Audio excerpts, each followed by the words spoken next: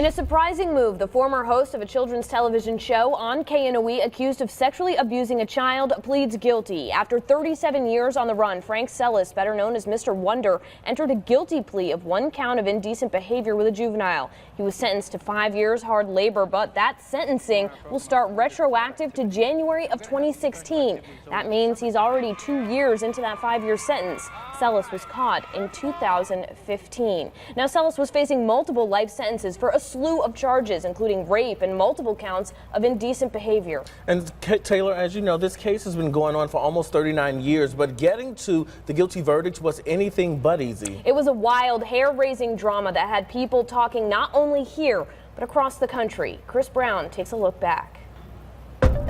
He was a children's show host on KNOE, but in 1979 he vanished without a trace after sponsoring a camping trip for boys ages 5 to 15 to the Kisatchie National Forest. After that trip, several boys accused him of molesting them. He resurfaced as a teacher in Japan and later in New Mexico, always out of law enforcement's grasp. But then, 37 years later, in a ritzy suburb of San Diego, California, captured by U.S. Marshals.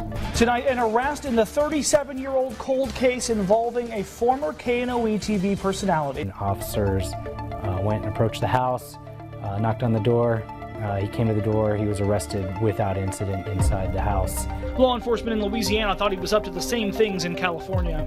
Even as recently as today, soliciting and asking young boys to come be a part of some camping trips and some swimming excursions. His neighbors were stunned.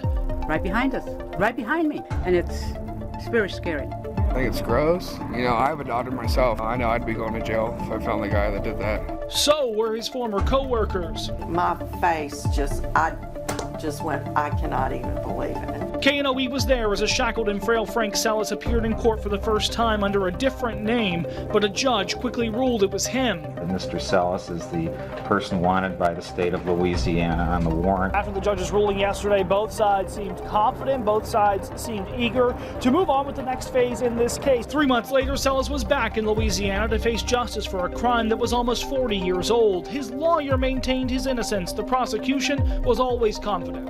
It's not a case where the evidence is fresh, but we do have very good witnesses. Sellis' lawyers wanted a change of venue, but that didn't happen. Both the prosecution and the defense were able to establish a trial date. And the trial would never happen before Sellis would plead guilty to the crimes against him.